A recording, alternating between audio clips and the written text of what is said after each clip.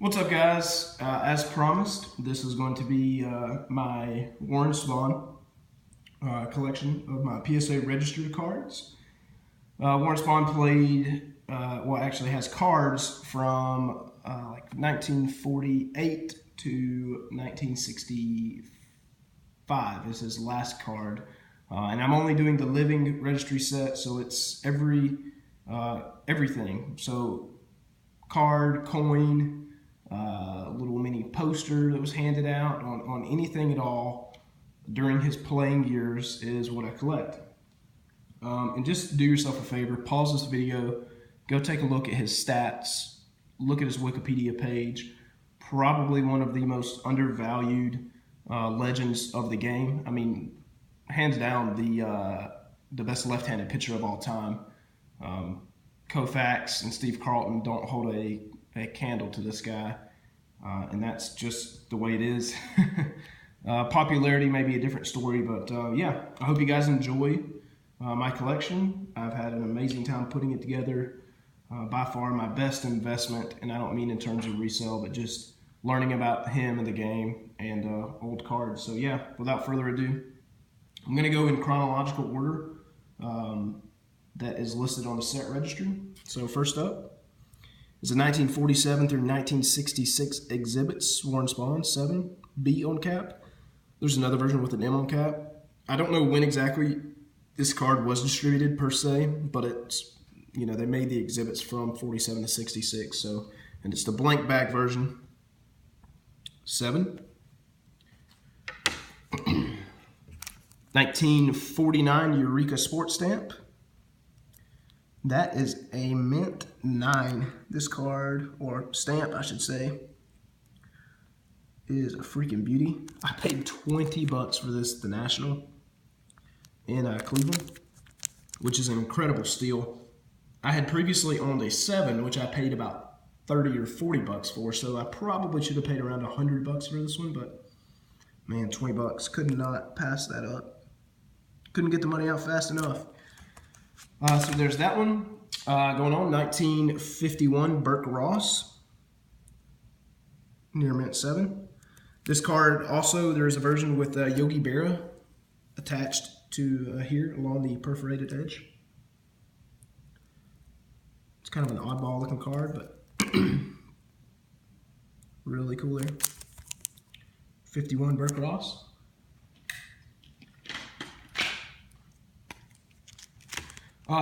Not this card, because I originally owned a 6. This is an upgrade, but this card got me started on the Warren Spahn stuff. 1951 Topps Redback, 7. Really clean card. This was like a little game. This was Topps' precursor to baseball cards, 1952. So this was a little game you could play, kids in the neighborhood. One of my favorite sets, and I'm only missing one from having all 3, is the Redman Tobaccos. This is the 1953 version. It's a little bit larger than a normal sized card, as you can see here.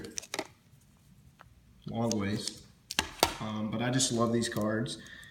They're really tough to find with the tab along the bottom, because back in the day you could cut along the tab, send a bunch of them in, and get a free ball cap of your favorite team. So I love that card. Love that.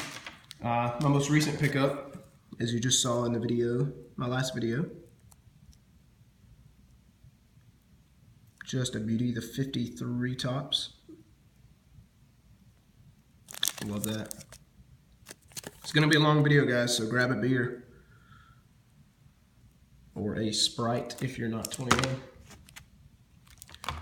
I love this one as well. Hank Aaron has a pseudo rookie card in this set. 54 Johnston Cookies, 7. I love how they have like the sepia looking photo in the back and the player is in color. Just a beauty. Freaking love this card. No one makes cookies like Johnston. Just a beauty there. If you can't figure out, I only do 7s and up. I have 1 6 left. Just one. I've gotten rid of all the others. Here's the 55 Red Man. Again, you cut along the tab there and send that in. Slightly different than the 53. This one has a solid background and just a slightly different pose. But pretty much same story with this one. Although this one I got for a much better deal than I did the 53. Love that. This is a 1955 Armor Coins, Mint 9. These were a hot dog. These came in hot dog packages. There's a ton of different colors. My favorite color is blue, so I got the blue one. I don't know how rare the blue one is. I think the orange is like the most rare, but blue is the best. I picked this up from my card shop. 1955 Topps. This was the first year that they went horizontal with their cards. Turned out very, very classic design. Very popular year. This is Koufax and Clemente and I believe Killebrew's rookie year. We all have rookie cards in this set, and this one's really clean.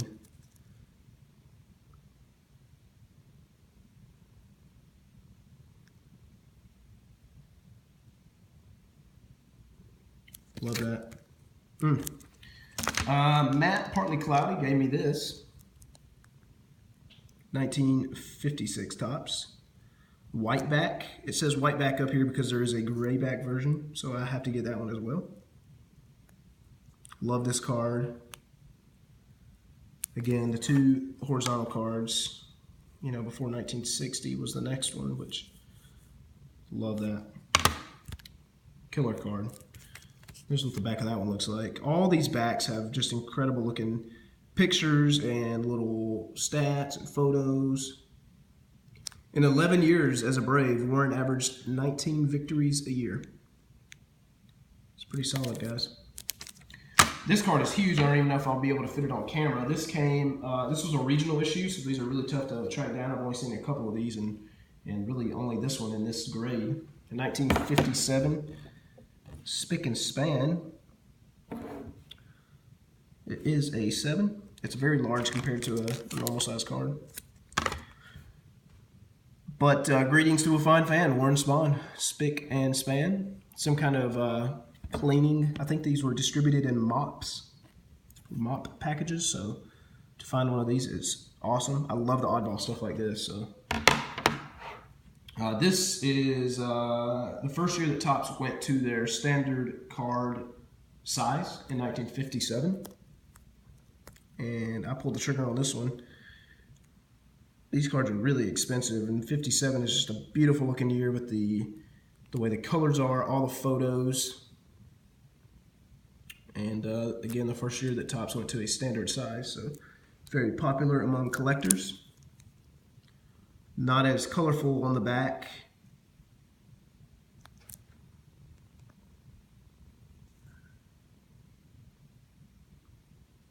So if you guys don't know, Warren Spahn also missed years in the war. He missed 4 years. So he probably would have had easily over 400 wins, I would say. But up to 1956, he had 203 wins, and he ended with 363. So as you can see, he was not done. Just getting started, guys. 57. Then I got the 57 team card. The team cards count as part of the master registry that I'm doing.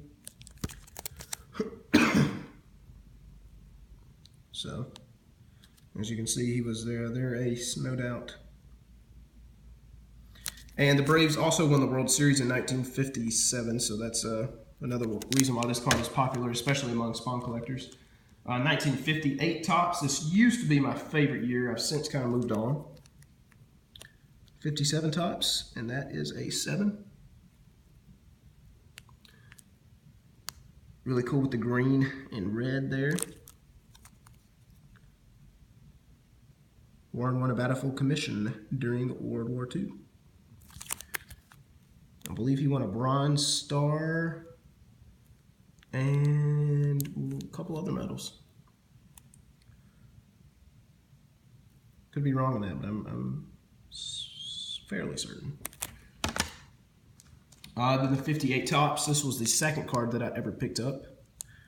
7 All-Star. This is the first year that they did the All-Star cards, which I love these All-Star cards. They're kind of like an insert within the set. Some purist vintage guy is going to rip me for this, I'm sure, but back in the day, they didn't really have inserts, but stuff like this, which were usually the last cards in the set, were kind of hard to get because by the time that Topps released the 7th series, most kids were burned out on that year's set and didn't buy as many, and they were just harder to get. Didn't make as many. Michael Jericho hooked me up with this, 949 IMI. 59 Topps. He's hooked me up quite a few times in this collection. 1959 Topps All-Star. Again, just a great looking card. I don't have any of the 59 base versions for Spahn. There's 3 different versions he has.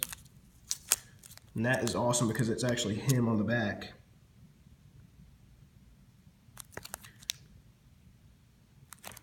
Beautiful card there. 1960 NU Card Scoops. A little bit bigger card here. This is an 8. Spahn beats Yanks in World Series. Shuts out New York with 2 hits.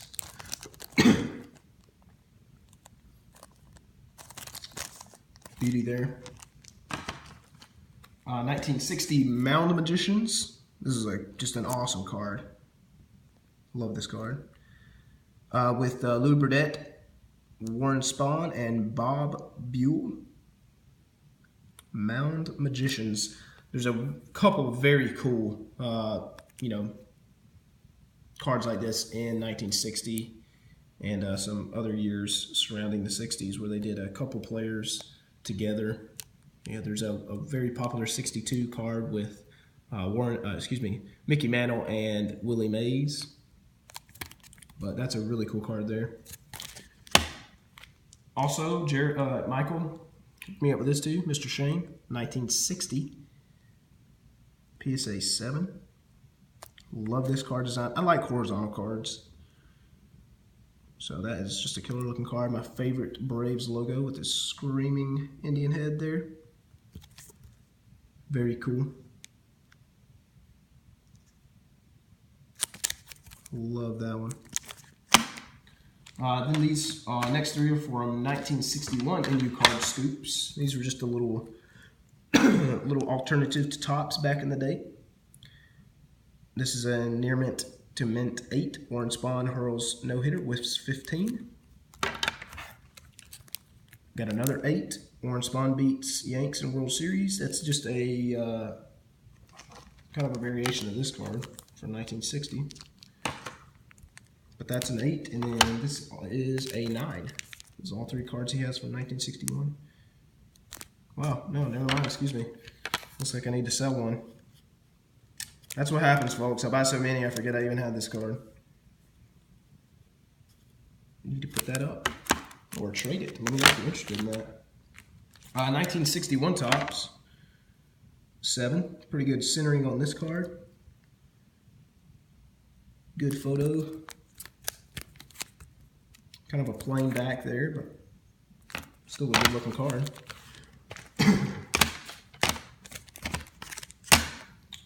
This one I love this thing. It's a 1962 Topps Bucks. Warren Spahn, of course. Near mint to mint 7.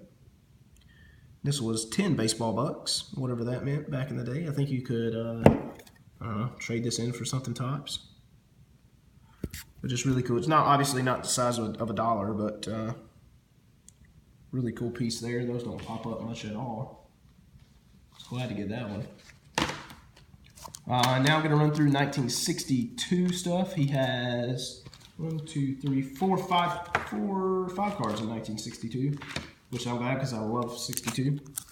1962 NL ERA leaders with Spahn, Jim O'Toole, Kurt Simmons, and Mike McCormick. That is an 8. 62 with the classic wood grain borders. This is the only 6 I have left. I could go pull the trigger on a 7 for like 15, 20 bucks any day. So just been kind of waiting for one to come up at auction. Win leaders, Spahn, Joe J, and Jim O'Toole. List everybody in the league, pretty much, they qualified. Just an absolute steal in this card. I got this very early on when I started this this little collection. Excuse me. 62. It's a 7.5. Just an absolute beauty. And a card like this, where a 7 might go for 40 or 50 bucks, an 8 might go for 300 or 400. So I was very pleased at the price that I got this at. Just an awesome card there. One of my absolute favorites. Spahn shows no hit form. This is a 7. Shows him going through his windup. Had a very unorthodox windup. Orthodox for the day maybe, but today it would be very crazy looking. Love that. And then the 62 All-Star 7. Cool looking card there. I believe they just used a photo from 1961.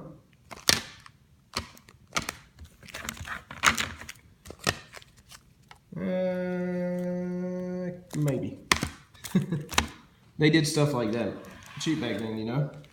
63, moving right along. Near Met 7.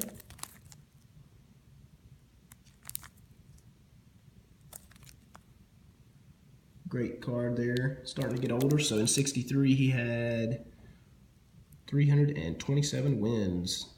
So picked up about 100 wins in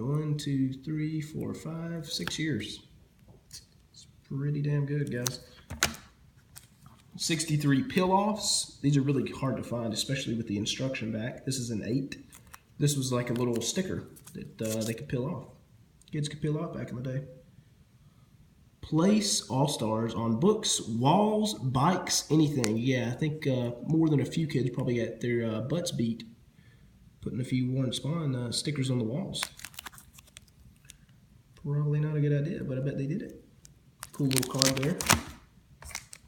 This is another stamp, 1964 bazooka stamps, really small. It's like the size of size of a regular stamp. This is an 8. Come on, focus. Cool little stamp there. 64 tops. I love this card because it has 2 other Hall of Famers on it. 64 tops. NL pitching leaders, near Met 7 with Koufax, Juan Marichal, and Jim Maloney. So this card also gets picked up a lot because of Koufax guys, and it's pretty expensive. Cool looking card there with the orange background. That's from 64. Got the 64 team card in a 7. I need to upgrade that. I can easily get an 8 for a good price. This looks way better than a 7. I don't know how it got just a 7, but really bright card there. And then the 64 tops, one of the best looking designs for the Braves colors. Near Mint 8.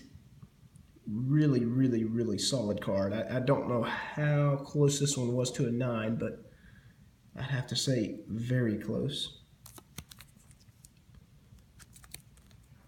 Love that. Chased this card for a long time, recently acquired it, almost overpaid at a national, the first national I ever went to, almost way overpaid for this card, and I picked it up for about 60 bucks cheaper 3 years later. So even with the increase in vintage card prices, I'm still able to get this for a much better price. The 64 tops stand up. Again, kind of a little insert card. I know, guys. This was issued as a standalone set, I believe. Could be wrong, but I'm pretty sure these were issued in like a little standalone thing, Topps did. But just very unconventional for the day. You could push this out, stand it up, bend the card in half, You know, it's kind of like a little 3D piece. Back's just completely blank, but not too many people back in the day probably, you know, had the intuition, of course, to A, keep their cards in good shape, and B, not pop this guy out and have a good time with it. So moving on, 1964 Topps coins, Warren Spahn, near mint to mint 8. 64 All-Stars, he has another coin in this set, I believe. Pick that up one day, a little coin. These are very affordable if you have any interest in vintage cards. There's a ton of Hall of Famers in this set, and you can get them for really cheap. I think I picked this card up for like $8. Mantle's in here, Koufax, some really, you know, big hitters. So Warren Spahn, 64 Topps Giants, much bigger than you know, the average card. So really cool looking card too. Spahn wins 350th ball game on the back there. And down to the last two cards. This is easily one of the biggest steals I have. I paid about $72 for this card shipped. And to own a Gem Mint 10 card of, you know, any vintage guy in the 60s, I mean 70s, even into the 80s, for a lot of cards is, you know, really rare. But to have this, one of these particular cards, just the way they were distributed, I think is just incredible. It's actually a stamp, but not a stamp that you would mail anything with. It was something that Wheaties put out. It is a 64 Wheaties Gem Mint 10. Kind of an oddly shaped little stamp there. So you know it's not like a regular postal stamp. So, but I got this card for $70, and I've seen 7s and 8s go for that much. Back is blank. But just a cool looking card. Only 10 I'll probably ever own because, I mean, just any, you know, any 10, if there are any, there's only 1 or 2, and most of them are locked away in very, very rich people's collection. So I don't know how I snuck that one out, but I'm glad I did. And the last card in the Warren Spahn registry that I have is a 65 Topps, near mint to mint 8. This was when he was a pitching coach, well, pitcher / coach for the Mets. He also played for the Giants for a couple games. I don't think it shows on here, but he did. And that is an 8. Really cool looking colors. So that is all I have, guys. I hope you enjoyed watching. Thanks to everybody for sticking around to the end if you did. And yeah, I hope this encourages maybe a couple people to get into vintage. It's easily my most enjoyable part of the hobby. I love the vintage more than anything else. And yeah, thanks for watching, guys. Peace out.